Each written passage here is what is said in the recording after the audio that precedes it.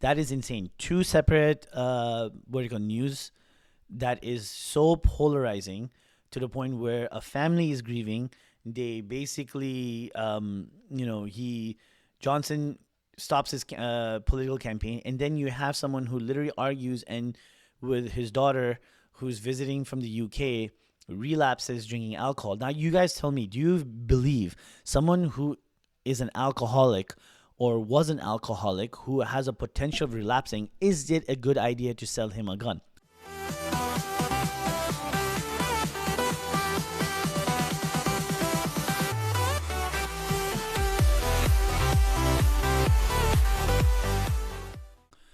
Hi, guys. Welcome to another episode of Talk to Shashant.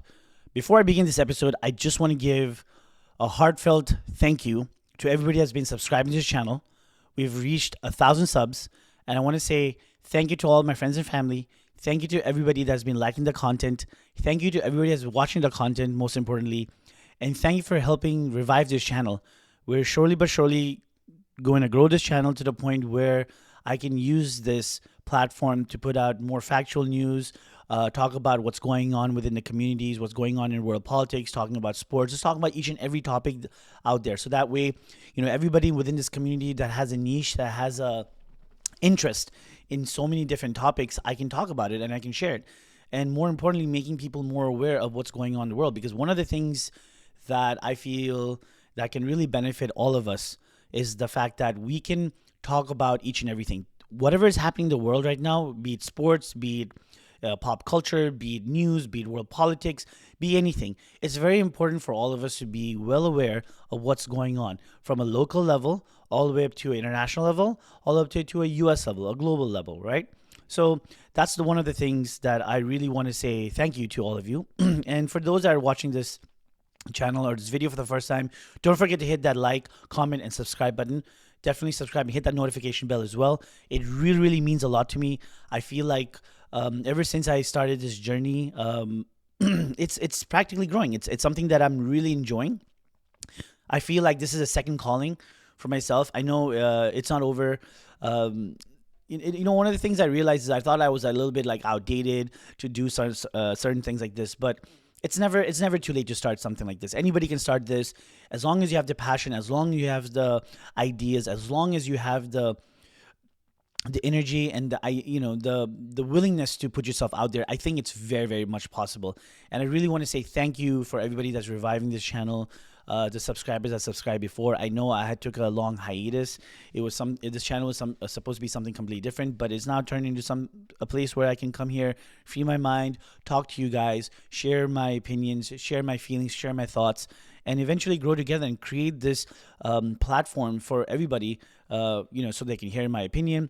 Because ever since I started the journey by starting the podcast, News Nonsense More, with my cousin, it's something that we just started off on a whim, saying that, hey, let's how this will go. Just got inspired by so many different podcasters. I used to watch Joe Rogan before he went batshit crazy. I liked when Joe Rogan, before the 2016 election, and even before he turned all MAGA. Unfortunately, to see him go down that route, it's very, very sad. But I liked it when he used to bring in like flat earthers and to argue with them, yell at them, and bring in a lot of like individuals within the community that do archaeology, scientists, climate change activists, climate change scientists. Those were the things that really, really made him popular. And I feel like that's what kind of inspired me. But it's sad that I don't even watch him as much anymore. I don't even watch him, in fact, at all, because the type of like podcast he's doing, he's just within his own like bubble now, and I really appreciate like a lot of other podcasters coming out there that don't agree with the change that he's made, to really be able to kind of branch off and create a space for a lot of people like us, like the old school Joe Rogan fans, right? Another person that really, really inspired me is Kyle Kaczynski from Secular Talk. I mean, I watch his content. I get my news from him. I understand. I listen to his opinions. I disagree, but also agree. I like the fact that he is independent as hell. He does not take money from anybody. He really like knows how to make sure that the person that's viewing his content understands the fact that he doesn't take money. He's not bought out by anybody else. And that's something that I kind of want to follow too. I kind of want to grow this channel to the point where you know, the sponsors I get will never tell me what to do. If they want to sponsor their products or anything in this channel, I want to make sure that they go abide by my rules. And that's something that I want to create, because ultimately at the end of the day, it's not about the money, it's about the community, right? It's about the community, making everybody aware what's going on in a local level, state level, US level, and global level. I think it's very important. Also, like a huge shout out to all of my like friends and family, and also people subscribe from Nepal. I mean, I feel like I wouldn't have grown as quickly if it weren't for you guys. And I know there are a lot of different things that you guys might disagree with me, like not speaking Nepali and all that stuff. And I totally get that, you know. But unfortunately, my Nepali ain't that good, you know. But I'll try my best. I mean, you might hear a little bit here and there, but I'll try to cater as much as possible. But my goal is to make sure that anybody in Nepal itself has a platform to kind of talk about what they want to do, be it from the podcast or be it from this channel. I know right now I'm trying to grow this channel because I want to talk about me. I want you guys to get to know who I am, who Shashant is, right? And understand why I create this channel, and also understand my opinions. And I totally understand that a lot of you may not agree with me, but there's also a lot of you that will agree with me. And I feel like the one of the space I want to create is the fact that people who disagree or agree with me can come together and have a holistic conversation. Yes, we might have a little back and forth, we might banter a little bit. It's all fun and games. But at the end of the day, I think what's more important is the fact that we all want the same thing. I've been saying that from the day one. You could be MAGA, you could be liberal, you could be conservative, you could be progressive.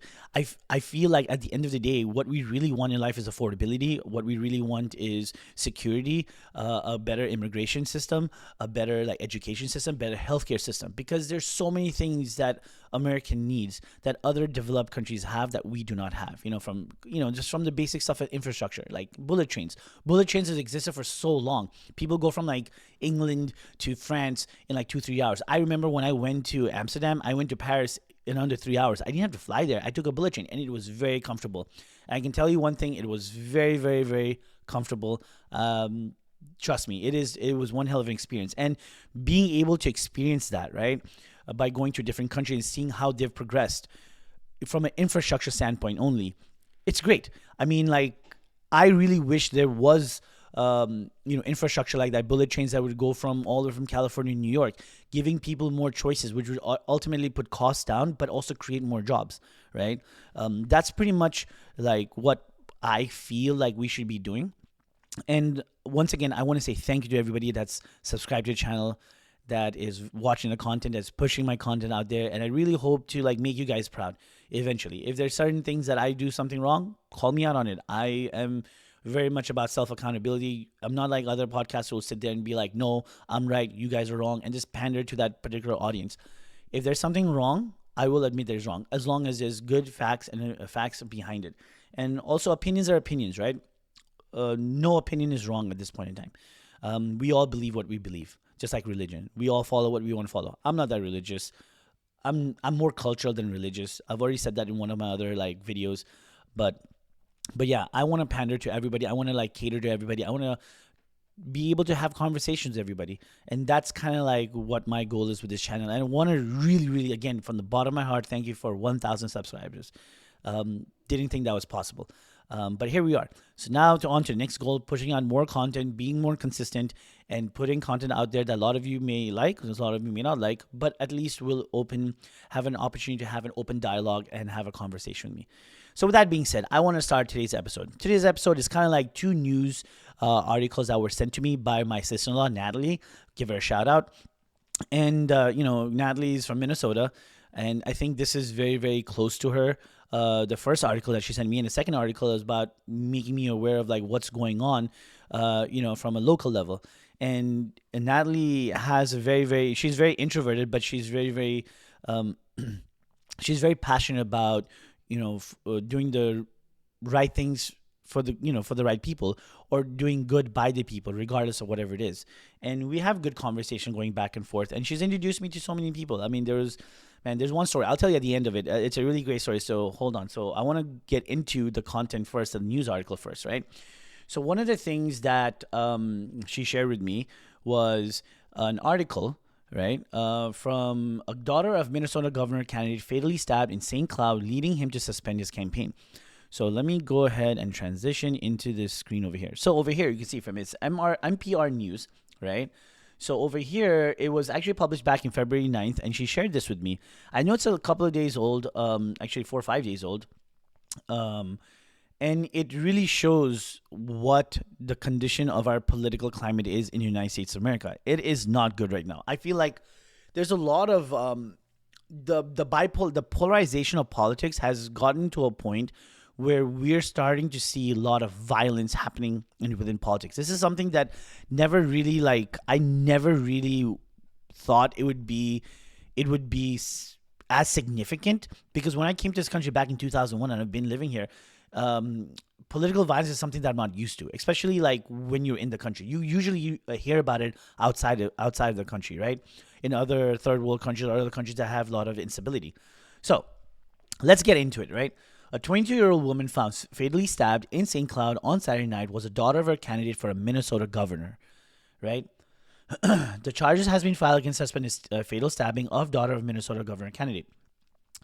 Police said they believe that Haley Marie Tobler's husband, a 23-year-old man from St. Cloud, was responsible for her death. So the gentleman that was running for governor of Minnesota was Jeff Johnson. He was a former St. Cloud city council member, and he was a 2026 candidate for Minnesota governor. So Haley Tobler was the daughter of a Republican candidate for Governor Jeff Johnson, a former St. Cloud City Council member. The Republican Party of Minnesota issued a statement on Monday saying it is heartbroken by the tragic loss. One of the reasons I want to cover, even if it's Republican, Democrat, violence is wrong. Regardless of what political party, it is wrong. Violence is not really part of any party. Violence is a part of sick-minded people that decide to take things in their own hands and cause harm to not only that person, but the families of that individuals and the community itself. I disavow any sort of violence. I condemn it. And, my thoughts and prayers to Jeff Johnson, his family, and the community that she was brought up in, his daughter. I really feel for them because, we saw the same thing that happened with the Minnesota representatives. I think it was last year where they got assassinated. 2 members got assassinated. 2 members were not critically injured, were severely injured, and they were in the ICU. And, one side, and the thing is, even during that time, it got so polarized that people were mocking. I think one of the things, I forget who the Republican senator was or House of Representative member was, said like "nightmare on Wall Street," as if it was like Tim Walz's doing of what that happened at that time, right? So we shouldn't like polarize like that. We should condemn it overall, regardless of what party, Republican, Democrat, progressive, liberal, whatever you are. You need to condemn any sort of violence, right? Because ultimately we need to come together. That's a human life, right? So Haley Tobler was a daughter of a Republican candidate for Governor Jeff Johnson, former St. Cloud City Council member. The Republican Party of Minnesota issued a statement Monday saying it's heartbroken by the tragic loss. There are no words that can adequately express the sorrow we feel for Jeff and his family. The loss of a child is unimaginable, and our thoughts and prayers are with them as they grieve this devastating tragedy. The party's statement said. Out of respect for his family and enormous of his loss, Jeff has suspended his campaign for governor of Minnesota. We ask all Minnesotans to join us by lifting up the Johnson family during this incredibly painful time. Well said by the party head at that point in time.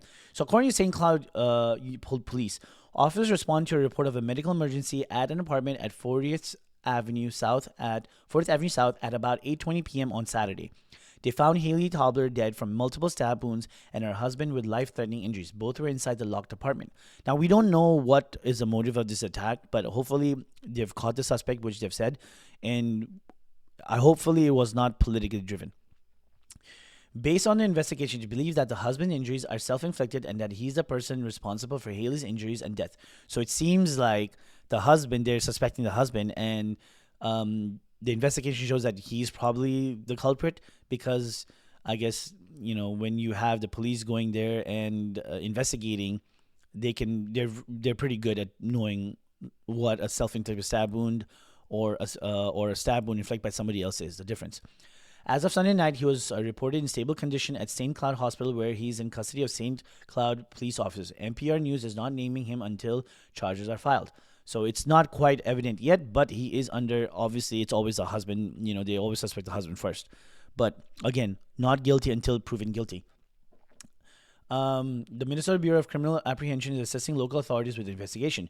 Johnson, who is not Jeff Johnson, is also a former, Hennepin County Commissioner and two-time Republican nominee for governor, was in a crowded field of candidates seeking the party's nomination this year. He finished far back in the pack in a straw poll at last week's precinct caucus. Minnesota's House Speaker Lisa DeMott, who is a Republican candidate for governor, issued a statement saying that Johnson family is walking through an unspeakable tragedy right now, and my prayers are with them every step of the way. As a parent, I can't imagine the grief and devastation they're experiencing right now. Please join me in keeping the Johnsons in our thoughts and prayers as they navigate through a situation that no family should have to endure. That is absolutely true. Having to endure a child's loss is something, especially when it's not natural, and when someone else is responsible, like taking the life of your loved one, it is devastating. Another Republican candidate for governor, Peggy Bennett, issued a statement Monday saying that she can't even imagine the heartbreak and sorrow that Jeff and his family are experiencing right now. My heart breaks for them. I'm holding Jeff and his family up in prayers during this incredibly difficult and heartbreaking time. So it says over here, charges have been filed against Stable Simon. So we can go to over here. So then the update. This is updated in February 10th. So this is about like 3 days ago. Charges were filed Tuesday against St. Cloud man for allegedly fatally stabbing his wife, the daughter of a candidate for Minnesota governor. Dylan Michael Tobler, 23, faces one count of second-degree murder in connection with the death of 22-year-old Haley Marie Tobler. Haley Tobler was the daughter of Republican candidate for Governor Jeff Johnson, a former St. Cloud City Council member. So it seems like they have quite enough evidence to charge Dylan Michael Tobler. Basically, it seems like it was a domestic violence issue. It's not a political driven, so good for that. But I'm pretty sure there will be, if there was an opportunity for anybody to make it a political issue, don't fall for it. It's very important to read the news. Headline readers usually get it wrong. The headlines are usually clickbaity, so just make sure you guys do your due diligence. But let's go ahead and finish this. If convicted, Dylan Tobler faced up to 4 years in prison. Dylan Tobler reportedly suffered self-inflicted injuries and was treated under guard at St. Cloud Hospital. St. Cloud police reported Tuesday morning that he had been released from the hospital and taken to Stearns County Jail. Court records indicate he made an initial court appearance later Tuesday. According to a criminal complaint filed Tuesday in Stearns County, St. Cloud's officer called to a couple's apartment on 40th Avenue South on Saturday night. A witness had gone to the apartment after not hearing from Haley Tobler since previous Tuesday, February 3rd. The witness told officers that they knocked on the door for about 15 minutes, so it was eventually unlocked from the inside. The witness stated that they entered and found Haley Tobler deceased in the bathroom. The witness says Dylan Tobler was in the living room with self-apparent self-inflicted injuries and later asked by officers what had happened over the past several days. He allegedly replied, "It's a mess." He reportedly said he had been alone in an apartment with his wife and he thought it was his fault that she was dead. Ooh, okay. I guess that's kind of giving yourself up at that point in time. When asked what will happen next, the defendant stayed in jail and tapped himself in the chest, and alleges the complaint makes no mention of possible motive. The medical examiner later found that Haley Tobler had multiple stab wounds. Officers found several knives in the bathroom, including one with dried blood on the table. The complaint states that Haley Tobler died sometime between February 3rd and February 7th. Damn. Okay, so she was long dead before she was discovered, which is very, very sad. Jeff Johnson suspended his campaign, which I understand that any normal politician would do nowadays, in the wake of his daughter's death. The Republican Party of Minnesota issued a statement Monday saying it was heartbroken by their tragic loss, and so on and so forth. I guess you guys understand the severity of the situation. So I'm glad that he suspended his campaign, because unlike other people, which I'm not going to name, I'm going to name it.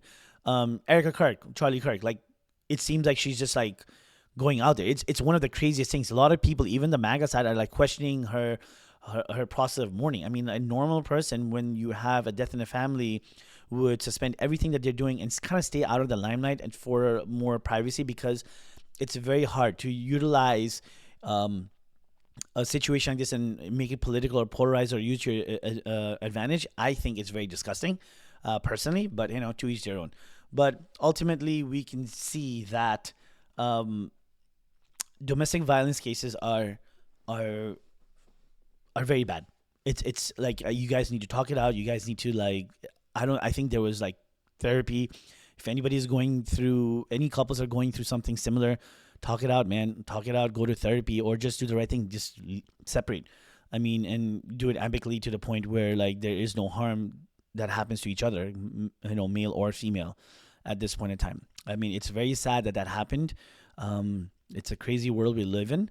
And I can understand because one of my cousins also something similar happened to her a very long time ago, and she lost her life because her husband decided to take her life, and it was one of the most shocking things that my far away, like from my mom's side, cousin, I guess she was my cousin, but far away cousin, wasn't really that close to them, but it was really shocking to hear because she was the youngest out of three siblings, and it was very hard to like understand like what my aunt and uncle were going through, and it was very devastating for them. The loss and the sorrow I saw them. It was very, very bad. I know my mom telling me about it. It was, man. I really hope nobody has to go through that. But anyways, now the second news that she sent me. This is actually in the state that I live in, which is kind of crazy. All right, so here, let me share it. It's kind of, I think a lot of people are reporting on it now. Dad shot daughter after arguing about Donald Trump. Now, this is crazy. Lucy Harrison was killed by her own father when she was going to visit her dad. So apparently, the news is she wasn't even American. She was British. Which is insane. So it says over here, a British woman who was shot dead by her father while visiting his home in Texas had argued with him about U.S. President Donald Trump earlier that day. An inquest had heard Lucy Harrison from Warrington in Cheshire was shot in the chest on 10th of January 2025 in Prosper near Dallas. This is in the DFW area, dude, guys. This is kind of like the vicinity where I reside, in the DFW area. Lucy Harrison from Warrington in Cheshire was, I'm sorry, I'm reading that line again. Police in the town investigated 23-year-old's death. Oh, so young. 23-year-old's death as possible manslaughter, but no criminal case has been brought against Chris Harrison after a grand jury in Collin County denied to indict him. That's actually crazy. Like, how do you not indict someone? Like, oh my God, this is crazy, dude. Like, how do you, like, not find fault? Like, look at the disparity, right? In the previous case in Minnesota, the husband is charged right away.